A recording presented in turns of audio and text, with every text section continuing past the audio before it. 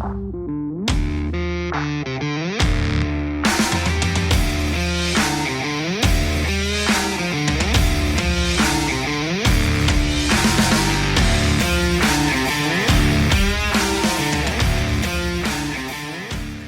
guys, it's Junior. Welcome back to my channel here at Horsepower Warehouse. I got some good news and I got some bad news for you. The good news is we got a new Corvette. The bad news is Senior did not buy me this ZR1. There's no way, guys. I've been pestering him night and day. He's like, no sir, you are a grown man. You will buy your own cars. That is fine. I can't afford this one. Not for what I want to do to it. I'm not trying to collect cars, I'm trying to drive them. And this is more of a collector's piece, or is at least out of my price range for something that I would beat the snot out of, because that would absolutely be my intentions of this car. So we're gonna hold off on that. This car is going up for sale. Unfortunately, it's not going in Junior's garage. Thank you guys a lot for your support. Didn't get this S2000 here, or this 65 Buick Riv with the 2 4-barrels, but we did get this. You guys already saw the thumbnail. This is my 67 coupe. This is a Goodwood green car. So if you look here, you can see a little bit of the original green underneath, and I'm gonna throw a photo up now over the screen just to show you how beautiful of a color this car was born in. This is 100% what I would rebuild this car as, is a Goodwood green, just original car. Of course, you guys know I do modest upgrades to all of my own cars. So powder coated chassis, it goes on and on. I made a whole nother video of why I build Corvettes wrong and what I do on purpose. But this one I'm pretty excited about because I've never personally built a Goodwood green coupe 67. I've done pretty much the whole gamut of other colors, but this is a 300 horse. Let's handle the hood by the center there. It is a 300 horse. If I do end up building this car, what I'll probably do is power brakes, power steering, and air conditioning. Set her down gently there. This car is cool to me also. You guys know how excited I get. Let's see if I can open this with one hand. Yes. 3-speed manual. So that means your first is over and down rather than in the one position. I get super excited about these because it's very, very rare.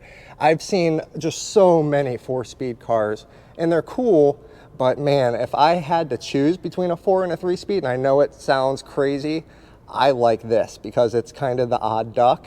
And once you drive a 3-speed car, I mean, realistically, unless you're doing a lot of highway driving, these run out pretty dang good. You have 3 long gears versus 4 shorter gears. Yeah, so this was born as a Goodwood green. You can see black interior. Trim code on the tag is STD, which indicates black vinyl. Yeah, we have a couple different options here, guys. So, number one, I can sell the car as it is.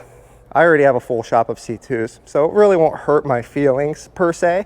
I'm excited, really excited to take on this project. Number two is we can put it through paint and then sell it fully painted and then ready to do the frame off for the next person. Or the third option is I can just keep it, do the paint job and do the frame off, and then we'll get all the money out of the car. More than likely, it'll be sold out of the showroom here. Because in most cases they don't even make it long enough to go to auction. In an ideal situation, my father likes to offer the auction companies, the big guys, Mecum and Barrett, he likes to offer them really, really nice, fully done restored cars, if at all possible, because they feature them as showcase cars, and they obviously work with us and give us premium spots and so on and so forth. There's a lot of benefits to that. Obviously we don't necessarily need that because we have our own showroom here, but we like to maintain good relationships with the big guys, so to speak. So that would be a really cool car to send through like Barrett Jackson in Nevada. That would bring big money. Comment down below, what do you guys think I should do with this? I love the Goodwood color. It breaks my heart when I have a car here and I really don't have an available spot to bring it in immediately and break it down, so that way I can solidify that it's my project. Right now this one is kind of sitting in purgatory until we find out it's it's fate. If you guys want this car, I would suggest, calling Senior sooner than later before I have the chance to bite into it, because I'm excited. I also have a 54 Chevy, just came in. This is due for a detail, of course, so I'm not going to go too close and really dive into it with you guys, but what the heck, I'm not trying to hide it. It is a clean truck. It just needs kind of vacuumed and gone over. 4-speed, really nicely done. Interior is looking great, so I can appreciate it. They did a really good job here. Yeah.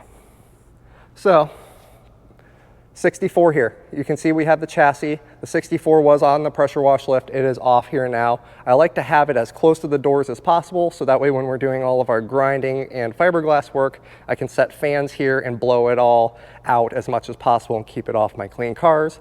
We do cover everything anyhow, but just a redundant step.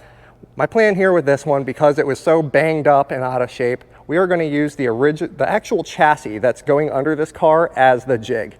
I do have a jig that is used for these Corvette bodies, but it's never 100% the same as what the chassis is going to be. When I set my body mounts on these, it comes with a shim pack, and I do shim my body mounts so it's in the best neutral position. But just thinking forward on this, the best way for me to go about repairing this and getting this square to that is create some equal shims on each body mount. That way we can mount the body to that and square the body to the actual frame that will be its ultimate home for the rest of its life. That way when I actually have to go do my body mount shimming, it will be a very small amount of shims necessary, because the body will already be happy with that. If it makes sense to you guys. I hope it does, because it's kind of hard for me to explain my thought process here. My 64 is just about done. This one is running. You can see hood needs to go on it. Rocker panels need to go on it. The interior is completely done. The engine bay is just about completely done. So yeah, this one will be for sale in the next week, so look out for that one. My customer's Nassau car, you can see we got the top back from paint. Thank you, Josh, for getting that done. It did take a considerable amount of extra time to get this thing right. You'll notice it took a few weeks to actually get it.